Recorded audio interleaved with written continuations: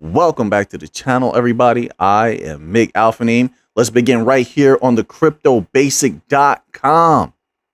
And this article is titled, Prominent Bitcoin Investor Accumulates XRP.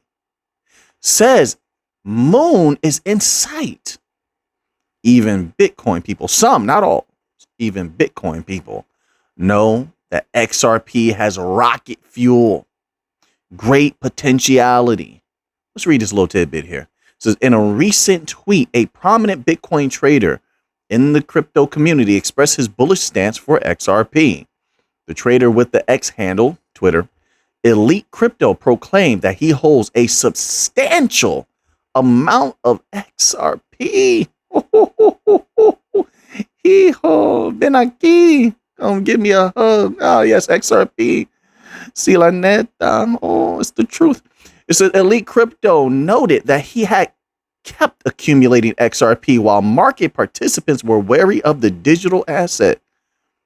Wise individual. In my humble opinion, not financial advice, he said his XRP accumulation spree spanned the period investors sold off XRP due to the SEC's regulatory pursuit. You see how a lot of these big name people were accumulating assets while everything was down. They stayed quiet, right? And now they're coming out. A lot of them are coming out saying, hey, yeah, we were picking up this asset, that asset, this person here in particular, XRP. That's how, look, money is made when blood is in the water, whether people like to hear it or not. It's not just with XRP. That's with almost everything. When it goes low, that's when people are accumulating. It says they just won't say anything. They don't want to spark FOMO, right? They want to keep that price low for themselves as long as possible because they're visionaries. They see the long-term vision. It says here, quote, I'm holding a bag of XRP in my portfolio, and I have kept buying during the dumps due to the SEC cases. All right. So this next section is titled XRP to the moon. You know, that thing way up there, right?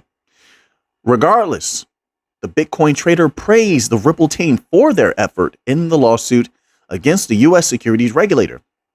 Elite Crypto mentioned that Ripple's resilience in the court case has positively impacted its business development.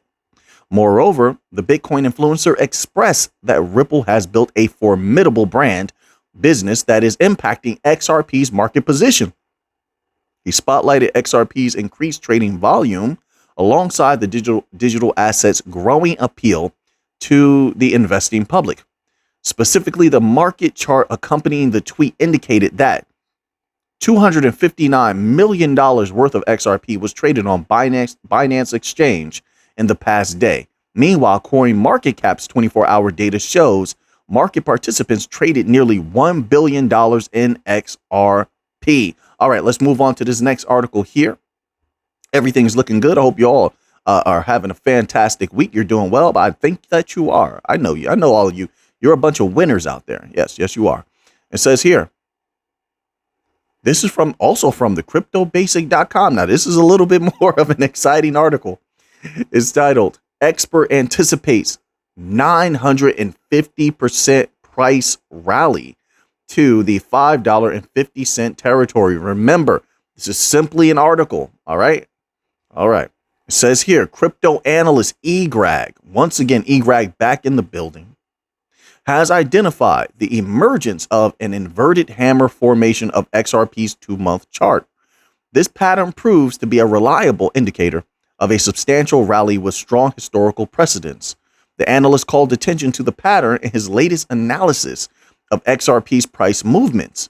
According to eGrag, what's truly exceptional is the steadfastness of XRP's market structure over an impressive 426-day period. This person does some really deep chart research. I like it. I respect it. It says, in contrast to the volatility that often plagues the crypto market, XRP has demonstrated an unwavering foundation, bolstering investor confidence and hinting at the asset's inherent stability. XRP has held above the Atlas line throughout this year. The inverted hammer, next section. Amid this market stability, XRP formed the bullish inverted hammer pattern with its price actions from July to August. Notably, the pattern's formation stemmed from XRP's sudden spike to 93 cents on July 13th following the lawsuit victory. An inverted hammer is a candlestick pattern where the price drops then recovers, signaling a possible trend reversal. It shows that buyers are stepping in after initial selling pressure. All right, we're going to stop right there on that one. Listen, there's a lot more to these articles. Make sure you drop by the cryptobasics.com and give them some traffic. They've been doing a fantastic job. At least that's how I feel. So now we're going to go here. Another article from the cryptobasic.com. They're doing great over there. What can I say? When I search up XRP, these articles are popping up. It says here, uphold to support Evernode airdrop for XRP holders. Let's scroll down here, see what's going on. US-based trading platform Uphold is helping XRP holders partake in Evernode airdrop. Participants must hold XRP on an off-exchange wallet. Okay, all right. Let's scroll down here. If my keyboard will begin working. It says, in a recent tweet, the renowned, I don't think it's the keyboard, actually, it's the website. These websites, they're trying to load up like these side ads and like these pop-ups for cookies, which I always reject. And then it causes like glitching and stutter in the page. It says, in a recent tweet, the renowned pro XRP exchange Uphold announced its intention to support XRP holders in a forthcoming airdrop. In particular, the trading platform seeks to support XRP proponents looking to participate in the Evernode airdrop. According to the exchange, the decision is to allow XRP investors on its platform to qualify by merely holding XRP. It says Uphold XRP support. Per the update, the window for holding XRP is Friday, September the 1st. All right, folks. So if you're interested in this, there you go. Once again, the window for holding XRP is Friday, September the 1st. The time is 8 a.m. or 6 p.m. or 8 a.m. UTC, 6 p.m. in Australian Eastern Standard Time. Furthermore, Uphold noted that XRP investors will receive EVRS airdrop in the proportion to the amount of XRP they hold. The holding proportion for the airdrop counts up to 50,000 XRP. It says, quote, unquote, it says, quote, this measure was implemented to ensure a fair and equal distribution, unquote. The exchange remarked in a tweet. Meanwhile, Uphold clarified that the Evernode team is yet to confirm the exact date for distributing the EVRS token. All right, we're going to stop there with that one. Let's move on here. So, a little bit of Stellar news. This was very interesting. They had an article, a very extensive piece written about Stellar XLM on Technopedia. This is very interesting, but we're going to scroll down to the bottom here. This section is titled, What is the Future of Stellar Lumens? Stellar Lumens has the potential, listen to how they phrase this. Stellar Lumens has the potential to alter how money is transferred internationally. Now, let me pause there. That's powerful. And then when you think about how they've been spreading everything out across the world, I think right now Stellar has the most comprehensive network. Like their corridors are everywhere. At least when I last saw. I don't know if things have changed since then. And then look at all the big companies they've been bringing in, right? Then they went into, at the top of this article, of how XLM is used as a bridge asset, which is something that a lot of people forget. There's not only that, but XLM can also be tapped for liquidity. Remember, one of his points, greatest points is that it can provide liquidity for otherwise illiquid assets. Now, wait a minute. Liquidity for otherwise illiquid assets. What is an illiquid asset? Something that typically can't be used in other places, right? Because of the lack of flow. Now, you look at what the BRICS nations are doing. If they're going to be transacting in local currencies, you're going to run into a lot of different problems with exchange rates, correct? Exchange rates, right? And if they're going to be tokenizing a lot of things, this is what they say, they're going to be tokenization of everything. They're going to be deep in on that. At least that's what they claim. Then they're going to need liquidity for whatever it is they're tokenizing. XLM can definitely play a part in that. Now, will it? I don't know. Can it? Definitely it can. Definitely it can. It's just a matter of the companies continuing to push, continuing to innovate, continuing to expand. Do not rest on your laurels. This could be very powerful. But anyway, let's continue on here. It says, but its future as a digital currency is uncertain. It is a promising technology with the potential to make financial services more accessible and affordable for consumers around the world. Well, wait, one more time. When I think about this, I'm thinking about big picture. So I'm not thinking about individual consumers. I'm thinking about infrastructures and how easily they can be deployed. And with easeability comes the ability for it to be cheap to render these services and to deploy these infrastructures. And Stellar has that. They've been sharing up easeability of use. They're very inexpensive to deploy, right?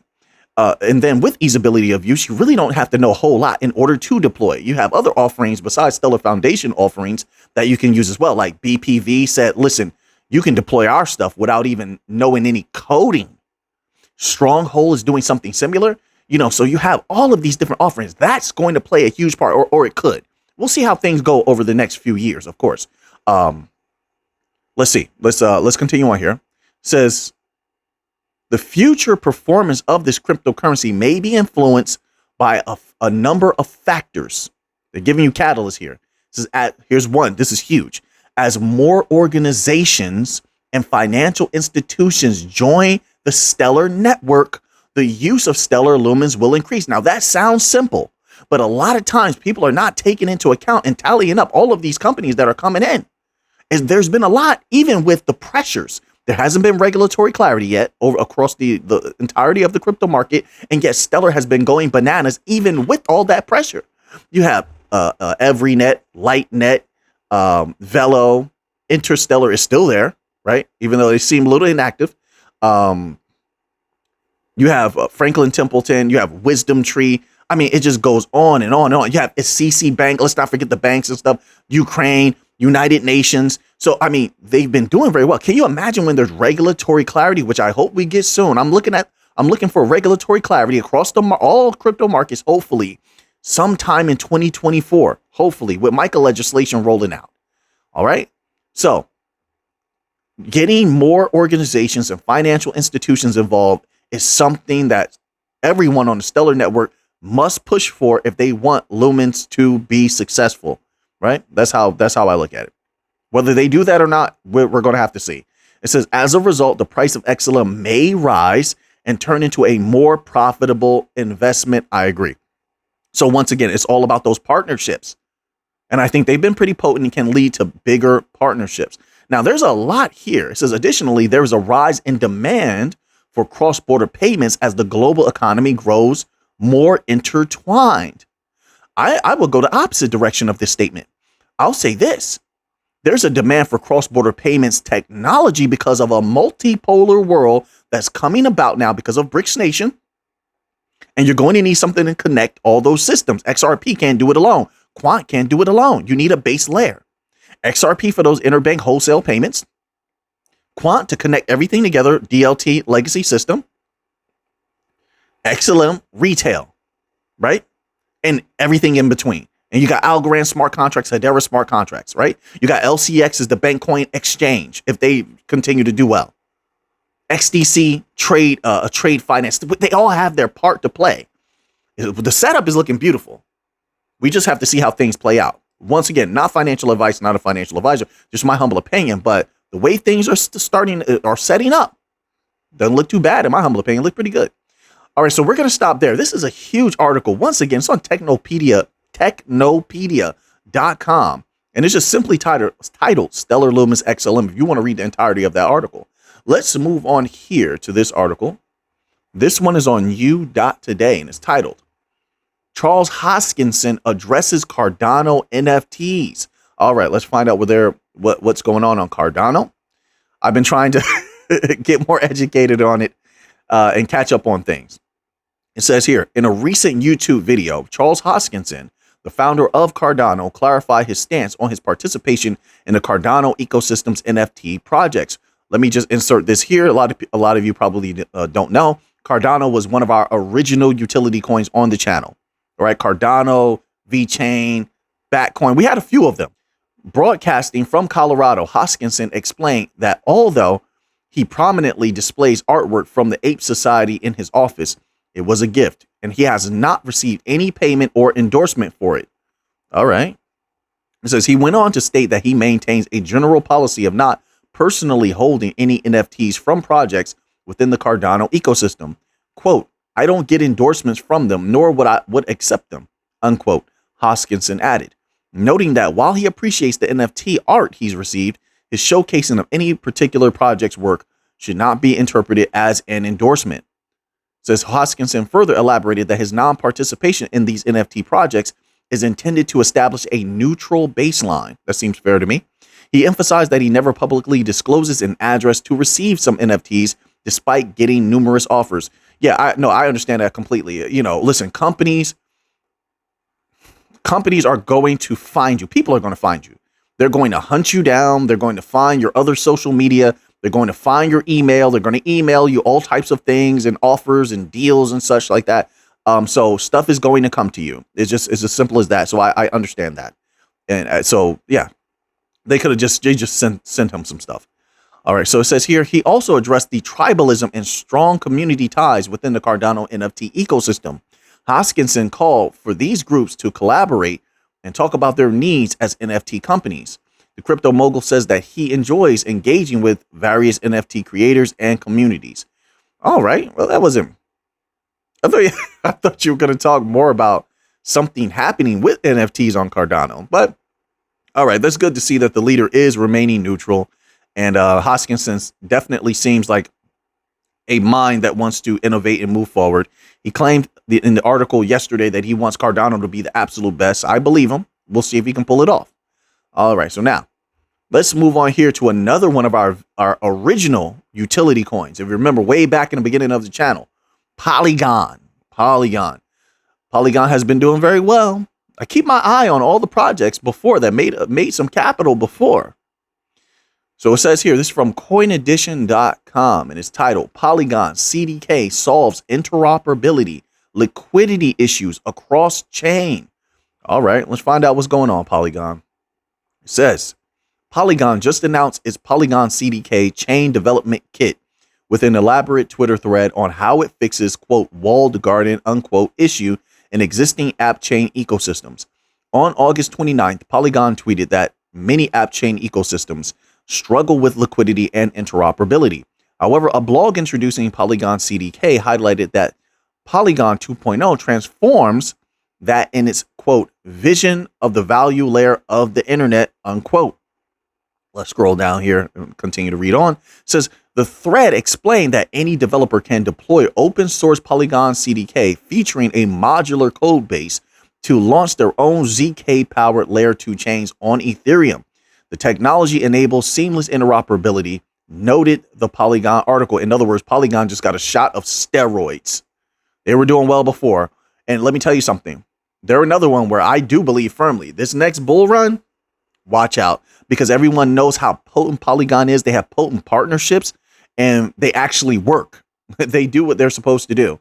It says, moreover, Polygon CDK offers developers the flexibility to choose custom Polygon CDK components to build their tailor-made chains as per requirements. CDK also allows Polygon SuperNets to upgrade their present architecture to, quote unquote, industry-leading Polygon ZK technology. All right. So now let's move on to this next article here because I really wanted to get to this one. This is from Cointelegraph.com and it's titled Mica, the good, bad, ugly of the European crypto rules, which might have a big influence on the US. And I really believe that because the US has been very lazy, no disrespect, has been very lazy with trying to even build a framework for crypto regularity. So they may just rely on European Union influence. We shall see. We shall see. It says European Union markets in crypto assets regulatory framework isn't all good. All right. But it provides a level of clarity foreign to the United States. So while United States regulators such as the SEC, Chair Gary Gensler, make bad faith claims that, quote, there's been clarity for years, unquote, when it comes to cryptocurrency, the European Union took real action in April, shots fired, real action in April when it passed the markets in crypto assets regulatory framework. While imperfect, it was a crucial move in the right direction for our industry and a signal to the US that it will be left behind if it continues to stand still and rely on antiquated regulations. Now, this writer keeps saying that there's something bad about it, but they're not elaborating as to what is bad about it just yet. I want to see if they tell me what's wrong with the Mica legislation. It says, I know there's always going to be something because it's regulators, right? They're not going to do things that are completely favorable to what the people want. That's just not going to happen. But tell me from your perspective what this negative is, because I want to understand. Don't just tell me this is bad, that's bad. No, tell me why it's bad. It says, let's continue on.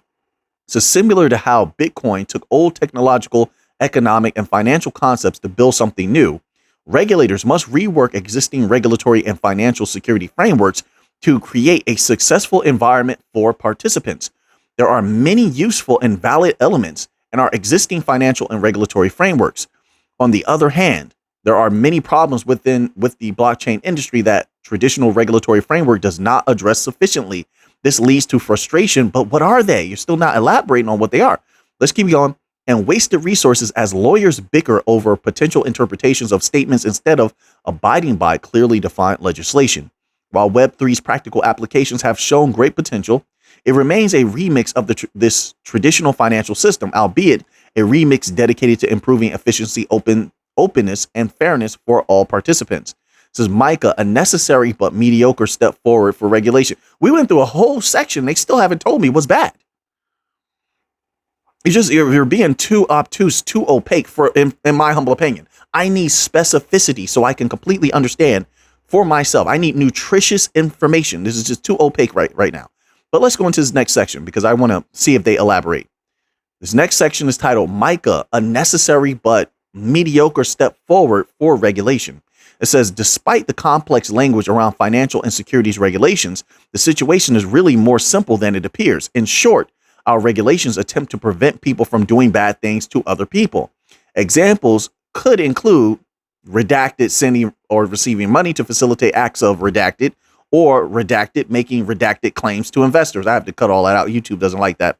It says it also includes ensuring that licensed individuals and entities are held accountable to a set of operating standards developed over the history of our modern financial markets. In the more technical sense, the laws governing these operating standards are, number one, anti-money laundering and counter redacted financing laws. Number two, securities and commodities laws. Three, market infrastructure regulation. Despite the SEC's insistence that existing regulations cover these three issues broadly, many elements manage to fall through the cracks of these roughly 100-year-old definitions, rules, and penalties. We can largely attribute that problem to two things. One is the categorization of digital assets. Are they commodities or securities, or do they fall under an entirely new category? Let's scroll down here. I want to see. All right, so now all the way at the bottom of the article, now they get to this section titled Mica the Good and Mica the Bad. All right, let's cover these two little pieces because I want to know what this bad is they're talking about. All right, I know the good. That's why I'm saying I want to know the bad. It says the best part of Mica, tighter rules, larger punishments for crypto asset service providers who lose customers' funds. This is a long-standing issue within crypto where the exchanges and wallets have no liability when they are hacked or compromised and lose users' funds, and has led to tens of billions of dollars lost with no options for users. This is unacceptable and has directly contributed to many individuals being irrevocably destroyed in our industry by bad actors. Okay, so that's the good, they claim. This is the bad that they claim. It says, although it states a primary goal of preventing market manipulation, the majority of manipulation is happening outside of the EU via offshore entities. So it doesn't really help many people directly. They can only do what they can. They can't reach into a pot that's not theirs, you know. So I get that. It says it may help indirectly, but if they don't take these actions, people will definitely complain about it and they'll be in trouble. So it may help indirectly, though, as it signals to the market the direction regulators are moving toward. Though this also depends on the punishment levied when cases come to a judge. Noticeably, excluded are decentralized finance and future central bank digital currencies. Although it might be seen as a positive that DeFi is not included, the vast majority of on-chain transactions and activity are DeFi. and it is frustrating that this was skipped. Well, that's been changing. If you saw that article about how much has been, how many billions have been fleeing DeFi as of recent, and then you see the takeover coming from the legacy system. I don't know. Things are changing. Change is the only constant. Then it has a section here. It's titled Mica the Ugly. We're just going to be reading little tidbits here, not the full article here, okay? It says, unfortunately, there are many more concerning or otherwise, quote, ugly, unquote, elements present in Mica that readers must be aware of, and not only if they're EU citizens. Let's read just these two. That's it. We're just going to do two. The, quote, travel rule, unquote, greatly increased the surveillance and recording of financial transactions and online activity in an unprecedented manner by forcing service providers to identify the recipient as well as the sender for every transaction. Wow. Next bullet point. A very low threshold of 1,000 euros for reporting leads to increased surveillance, as compared with the traditional threshold of $10,000 in the United States for banks. We're going to stop right there. Yeah. So now you're getting to the important information, and that was potent. Good job. Okay. You made me wait a little bit, but that was a good job. Good job. Now, once again, if you want to read the entirety of that article, and it was it's a fantastic article. Now they get into the important parts. It's from Cointelegraph.com. It's titled Mica, Good, Bad, and the Ugly. Okay. So now let's move on here, because we have some more bullish news. They keep telling, everybody's saying the same thing. All of these big entities are telling the people millions are coming, billions are coming, trillions are coming. Are they not? We've shown the articles, haven't we? Maybe they're wrong. I don't know. We're going to see. This is from the dailyhodl.com, and it's titled Bloomberg. Bloomberg analyst says 2024 will be massive year. Didn't I say this earlier in the year? When Mica legislation, when they said it was coming out in 2024, I already knew. When Ripple defeated the SEC, I already knew. I said, wait a minute. It looks like something coming in 2024. It says Bloomberg analyst says 2024 will be massive year with one catalyst to spark billions in inflow to crypto. Keep in mind, they always undersell everything. It says a crypto market analyst at Bloomberg Intelligence thinks the upcoming year could be huge for digital assets. Jamie Coates says on the social media platform X, formerly Twitter, that the U.S. currently accounts for 80% of total Bitcoin fund assets, despite the U.S. SEC's stance on crypto. It says he notes that digital asset manager Grayscale represents 55% of the total on its own. It says, quote, now we are looking at unlocking billions in retail / RIA, registered investment advisors / institutional capital that will flow into U.S. based ETFs.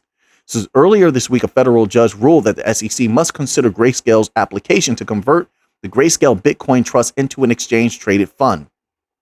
Coots also notes that the number of Bitcoin active entities recently spiked to a high of nearly 340,000, which he says, quote, now feels like positioning ahead of the Grayscale ETF ruling, unquote. Makes sense in my humble opinion.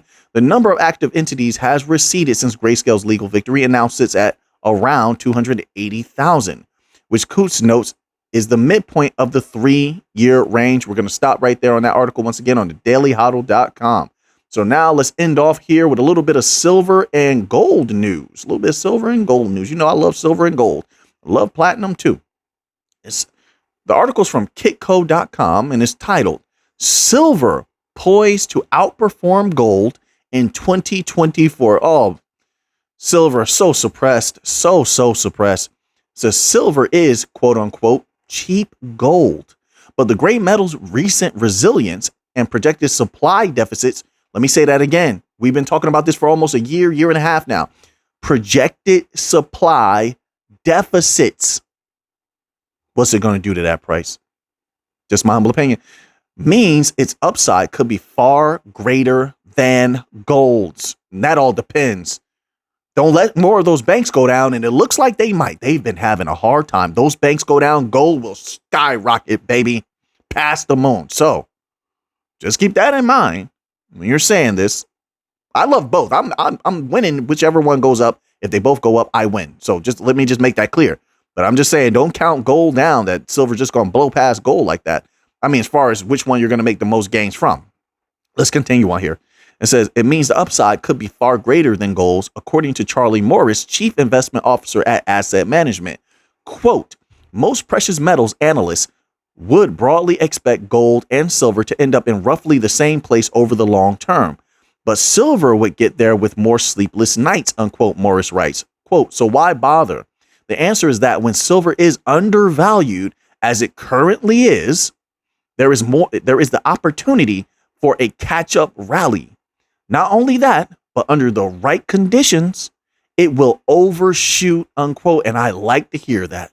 I definitely do. Muy linda. I definitely like to hear that. It says Morris points out that the gold to silver ratio is currently around 79.